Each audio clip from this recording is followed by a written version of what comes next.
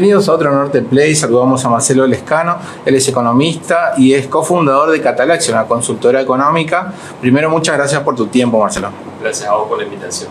Marcelo, en esta semana vimos que hubo movimientos con la cotización del dólar, y en base a esto hay un artículo que ustedes publicaron, ¿no?, a través de la web de Catalaxia, que habla de hasta dónde va a durar cierta paz cambiaria. ¿Cuáles son un poco las estimaciones que están viendo ustedes al respecto?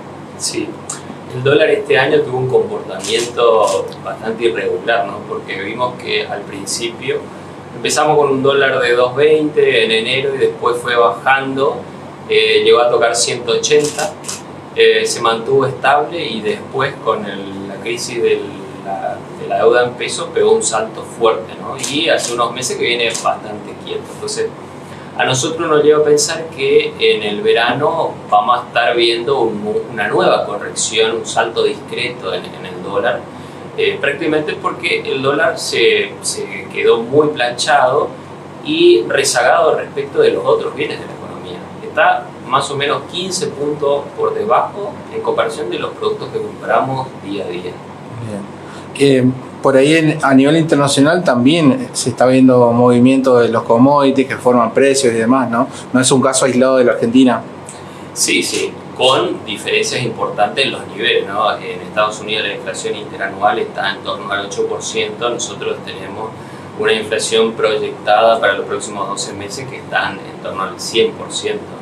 Pero sí es cierto que pega un poco el contexto bélico que hay entre Rusia y Ucrania, pero también hay un componente rezagado que viene a afectar, que es la política monetaria que se aplicó en la pandemia, ¿sí? Todos los países del mundo expandieron fuertemente la cantidad de dinero, ¿sí?, como una forma de morigerar, digamos, en términos económicos, pero eso no es gratis, tiene su consecuencia en la economía, y imprimir billetes siempre impacta en los precios, ¿sí?, en los precios relativos.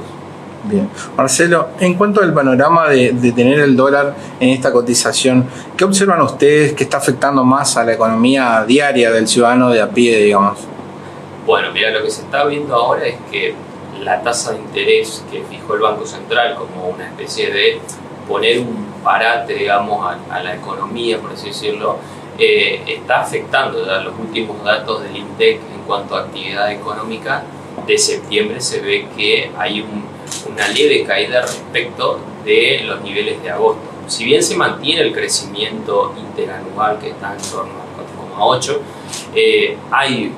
ya se ve en la construcción una leve caída, en la industria, ¿sí?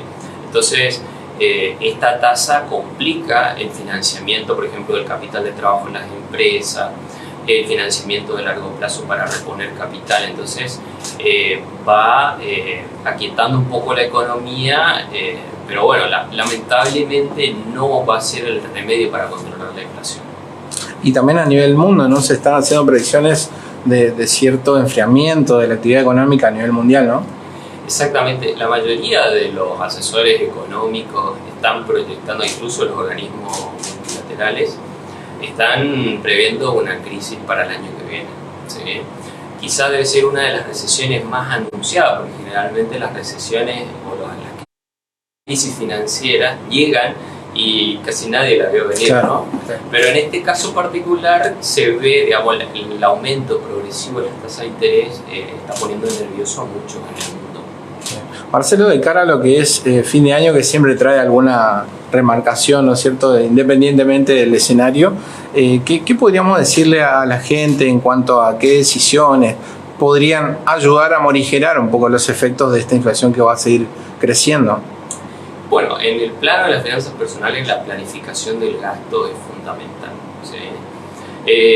Otra cosa es cómo manejar los ahorros, ¿no? En esta situación no es conveniente justamente desarmar las posiciones en dólares que estuvimos hablando nosotros, esperar un poco para desarmar eso, tratar de ocupar esos pesos que lo tenés en un plazo fijo, lo tenés guardado, ocupar eso en estos meses, en diciembre sobre todo, donde aumenta la demanda de pesos porque la gente sale a comprar más ropa, compra más consumo, ¿viste?, para la fiesta. Bueno, entonces hay que, si podemos poner tarjeta, ponemos tarjeta, digamos, tratar de no desprenderse de sus ahorros dolarizados que están, como vos decís, van a haber remarcaciones, sobre todo, por ejemplo, en algunos productos que durante unos meses vinieron quietos, la carne, por ejemplo, ¿no? Veníamos que la carne estaba bastante quieta y ahora la demanda va a hacer que suba, ¿no? Claro. Eso es justamente lo que pasa en un contexto inflacionario. Los precios no siempre suben en la misma proporción todos juntos, sino que primero sube uno, después sube otro, y la gente pierde la noción de qué es barato y qué es caro. Claro, una de las consecuencias. Esa es la peor consecuencia que tiene la inflación. Entonces impide proyectar, impide hacer previsiones a nivel personal y a nivel de empresa. Marcelo, hablaste de la planificación familiar. ¿Qué observan ustedes en cuanto a la región específicamente sobre lo que es la educación financiera? ¿Qué están observando? ¿Qué creen que haría falta? Inclusive se da las charlas en distintos aforos de incluirlo como materias dentro de la formación de los chicos, por ejemplo. Así es. Hace poco salió una encuesta de un diario que decía que el 70% de los chicos secundarios decían que era muy importante la educación financiera. Lamentablemente no es algo que lo vemos en las currículas y de hecho también impacta en la vida de largo plazo de muchas personas, ¿no? A la hora de definir qué carrera seguir, a la hora de qué hacer con nuestros ahorros, si ahorrar, si tener una política de ahorro. Hay muchas personas que no tienen política de ahorro, generalmente se ahorra lo que sobra y no debe ser así. Uno debe establecer un nivel mínimo de gastos donde pueda cubrir sus necesidades y luego tener una política de ahorro permanente. Y después viene la segunda etapa, que es la política de inversión, que es crucial porque si invertís mal puedes perder todo ese sacrificio que tuviste con el ahorro, ¿no? Y ahí se ve, digamos, también en la parte de la inversión, se ve los instrumentos que manejan la mayoría de las personas, que son pocos. Marcelo, hablaste de inversión y suena mucho nuevas apps, hablo de Poreyol, Cocos Capital, y también la parte tradicional de los bancos empieza a darle a sus clientes la posibilidad de empezar a invertir, por ejemplo, en bonos. ¿Puedes contarnos un poquito cómo observas este fenómeno? Si crees algo que pueda ayudar a conocer un poco más de esta educación financiera a la gente. Sí, la verdad que eso es fundamental y eso es la diferencia que hay entre países desarrollados o incluso entre países que tengan nuestro mismo estándar de vida. Nuestra inversión en el mercado de capital es muy baja, ¿sí? La cantidad de personas que invierten en el mercado es muy baja y hoy tenés instrumentos de toda gama que permiten que las personas tengan un instrumento acorde al riesgo que quiera asumir. ¿Sí? Vos nombrabas los bonos, por ejemplo, tenés bonos en pesos, bonos en dólares de los distintos estados, sino si quería la parte privada tenés bonos de empresas de primera línea, ¿sí? Empresas muy sólidas financieras, económicamente, como será Arcor, Molinos, demás, que vos podés comprar en dólares y te va dando una renta, o directamente podés ir en inversiones, en acciones, comprar una partecita de la empresa, o invertir en instrumentos de afuera, ¿sí? Donde si sube el dólar, sube tu inversión, y si la acción, por ejemplo, sube afuera, en dólares también sube, y ahí te haces encima de una renta en dólares porque la mayoría de ellas distribuyen dividendos en dólares. Bien. Vos el otro día hablabas en tu cuenta de Twitter, que realmente recomiendo seguirla porque das pantallazos muy buenos. Justo en una caída cripto hablabas de Pampa Energy, ¿sí? Contanos un poquito para citar un ejemplo de cómo se puede invertir en este tipo de instrumentos y también desandar por ahí el mito de que sea algo inalcanzable, ¿no? Exactamente. Para invertir, bueno, vos nombraste una de las empresas líderes en el mercado argentino, en el mercado energético, Pampa Energía, que cotiza acá en Argentina y cotiza afuera, forma parte de nuestro portafolio de inversión. Una empresa muy sólida y financieramente muy estable, que para que te des una idea, hoy cotiza 7 veces el beneficio, mientras que el promedio histórico de cualquier empresa es 15 veces, o sea, tiene un potencial muy alto de cara a los próximos años. Y si a eso le sumas que el año que viene puede haber un cambio de gobierno o un cambio en la política de gobiernos, por más que quede la misma coalición política, estas acciones tienen mucho potencial para subir y de hecho ya vienen subiendo fuertemente, ¿no? Este año se vio que por lejos fue una de las mejores inversiones. Una de las ganadoras, como se dice, ¿no? Exactamente. Ganaste en dólares, ¿no? Subió mucho en dólares este año. Así que no hay que tener miedo, son muy seguras a largo plazo. Así que, bueno, hay que meter un ojo ahí, digamos. En cuanto a lo que es el consumo de las redes sociales, de internet, ¿hay la capacidad de hacer consultas, de acceder a buen material o hay que filtrar de alguna manera? Mira, sí, siempre hay que filtrar. La gente tiene que primero entender en qué está invirtiendo. Si no entiende en qué invierte, no hay que comprar, porque muchas veces uno entra por la rentabilidad, ¿no? Y ese no es la forma. Primero tenés que entender el negocio al que te invitaron y analizar si es seguro, dónde va ese dinero, cómo se genera la rentabilidad y después invertir. Hoy en las redes, digamos en Twitter sobre todo, hay muchos especialistas que comparten muchos contenidos gratuitos, en YouTube también se pueden ver. Lo ideal es que la gente se forme para poder lograr la independencia financiera, ¿no?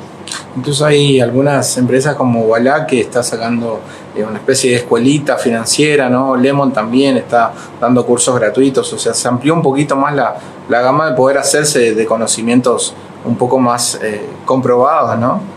Así es, sí, sí. Hoy tenés con este mundo, digamos, súper amplio en cuestiones de información, la verdad que uno puede acceder a no solo formación económica, financiera, lo importante es el aprendizaje continuo, digamos, para que a nosotros, primero hay que pensar en cómo lograr la independencia financiera. Después, cuáles son los instrumentos que nos van a permitir que nosotros podamos integrar nuestras capacidades personales con nuestros objetivos de largo plazo. Entonces el camino que uno recorre es mucho más satisfactorio. En la búsqueda de ese objetivo de lograr la independencia financiera, por ejemplo, hacer algo que te gusta y que la gente necesita es clave como para poder lograr ese objetivo. Marcelo, volviendo a lo que es la economía argentina, ¿crees que hay algo que sea más urgente que otros puntos para resolver? Bueno, claramente lo más urgente que hay que resolver es la sostenibilidad fiscal, ¿no? Si hoy el Estado, tenemos un Estado muy grande en Argentina, pensá que es como el sistema solar, digamos, ¿no? un cuerpo muy pesado que atrae al resto de los cuerpos. Si el Estado no está ordenado, si no tiene un superávit o por lo menos tiene sus cuentas saldadas, va a necesitar de permanente financiamiento. ¿Y qué pasa hoy? La deuda ya está agotada, tanto en pesos como en dólares. Y si recurren a más impuestos, eso implica mayor retracción de la actividad privada y por ende menor crecimiento en el largo plazo. Entonces, lo primero que hay que sanear son las cuentas públicas. ¿Hay algo que se esté postergando quizás en la toma de decisiones que nos pueda acarrear un problema en el futuro inmediato? Mira, hoy estamos con un plan aguantar 2, por así decirlo, y se están haciendo microajustes, ¿no? Entonces, la gran pregunta es, ¿nos va a alcanzar el tiempo para llegar a un equilibrio donde el gobierno pueda refinanciar esa deuda que hoy lo viene haciendo?